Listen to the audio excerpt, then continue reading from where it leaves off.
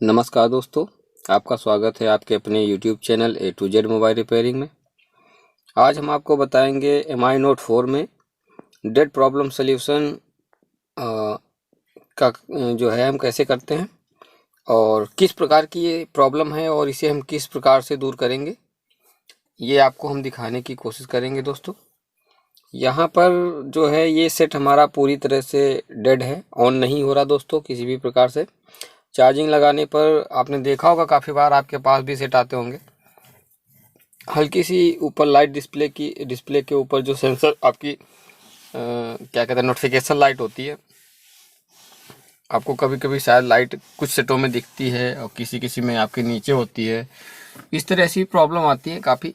वो सारी प्रॉब्लम जैसे कि मैं इस फ़ोन को रिपेयर करूँगा उसी तरह से वो सारे सेट भी काफ़ी बार रिपेयर होते हैं, जो कि मैंने किए हुए हैं, जो मेरा एक्सपीरियंस में वो आपसे बता रहा हूँ दोस्तों। ज़रूरी नहीं कि जो आपके पास फ़ोन आए और वो इसी प्रकार से ही रिपेयर हो, बट इस प्रकार से भी होता है। जैसे कि मैं इसे सेट को रिपेयर करूँगा यहाँ पे, तो जैसे कि मैंने एक बार और आपसे बोला था कि वीडियो में कि आपको जो है करना क्या होता है कि हर एक सेट को समझने का और उसे चेक करने का अपना एक खुद का आइडिया होता है दोस्तों। वो खुद से जब आप करते हैं कुछ चीज़ तो वो एक अलग ही फार्मूला होता है। सबके पास अपने अलग टाइप के फार्मूले हैं और मेरे कुछ अलग यूनिक टाइप के अपने खुद के हैं। तो मैं आपको बता दूं, ये सेट मेरे कस्टमर का है और ये कस्टमर ने मुझसे बोला था कि मैं बाहर कहीं मुंबई वगैरह में था और वहाँ इसने इसे रिपेयर कराया हुआ था, बट ये प्रॉपर सक्सेसफुल नहीं हुआ। उसने रिपेयर कराया और फिर से दिक्कत हो गई। तो मैं आपको बता दूं, ये गिरा हुआ फ़ोन है मेरे हिसाब से, जो मेरा आइडिया है। और बैटरी का वोल्टेज वगैरह मैंने आपको चेक करा दिया था इसका मीटर पे, और आपने अगर ना नोटिस किया हो तो आप अभी वीडियो को बैक कर देख सकते हैं, बैक करके चेक कर सकते हैं। तो कोई बात नहीं, मैं नॉर्मली जेन्युइन सी जो चेकिंग होती है बैटरी कनेक्टर पर शॉर्टिंग वगैरह और बोर्ड में शॉर्टिंग वगैरह जो भी है वो अपने स्तर से जैसे भी करता हूँ मैं कर लेता हूँ, और मुझे कुछ भी ऐसा दिखता नहीं सेट पे। और जैसा कि आपको पता होगा कि ये 3-4 साल पुराना मॉडल है, 3-4 साल पुराना मॉडल है लगभग लगभग Note 4। तो टाइम भी हो चुका है दोस्तों इस सेट का, और आउटडेटेड भी है एक तरीके से देखा जाए तो। और जो भी पुराने मॉडल्स होते हैं दोस्तों, मैं आपको बता दूं कि उन फ़ोन्स में डेड की प्रॉब्लम्स दोस्तों इस तरह से भी आती हैं क्योंकि गिरने से पड़ने से ज़्यादा समय तक जब आदमी या कस्टमर कोई भी उसे इस्तेमाल करता है तो काफ़ी बार इस बीच में गिरा होता है फ़ोन।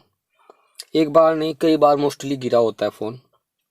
तो इस तरीके से जो प्रॉब्लम्स आती हैं, जो मेरा अपना मानना है, जो मेरा अपना ओपिनियन है कि सीपीयू और फ्लैश के बीच का जो कॉम्बिनेशन होता है, इसके बीच की जो सर्किट होती है, जो कनेक्शंस होते हैं पीसीबी से, वो कहीं से मिसिंग हो जाते हैं दोस्तों।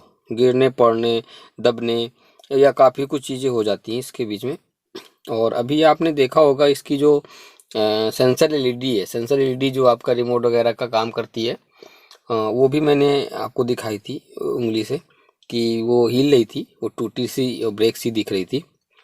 तो इन सब से मुझे जो है आइडिया लगा यहाँ पे कि ये फ़ोन जब शॉर्ट नहीं ना, ये चार्जिंग पे भी जला नहीं है या चार्जिंग पे भी कहीं से ख़राब नहीं लग रहा, और जॉक्सन पे मैंने जो है नॉर्मल चेक किया पॉजिटिव और निगेटिव पे, तो ये 4 एम्पियर ले रहा था दोस्तों, 4 एम्पियर ले रहा था।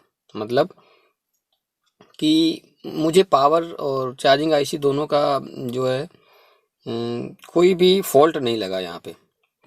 तो जब मुझे इसका फॉल्ट नहीं लगा तो फॉल्ट कहीं से तो है, और मैंने इसे जो है सिस्टम से कनेक्ट कर फॉर्मेट करने की कोशिश की फ्लैश को, बट फ्लैश फॉर्मेट नहीं हुआ।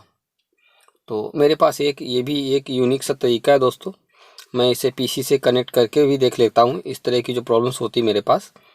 तो मैं उससे थोड़ा सा कॉन्फिडेंस के साथ आ जाता हूँ कि हाँ बस जो खेल है वो कहाँ से है, मैं समझ जाता हूँ ये सारी चीज़ें करने के बाद।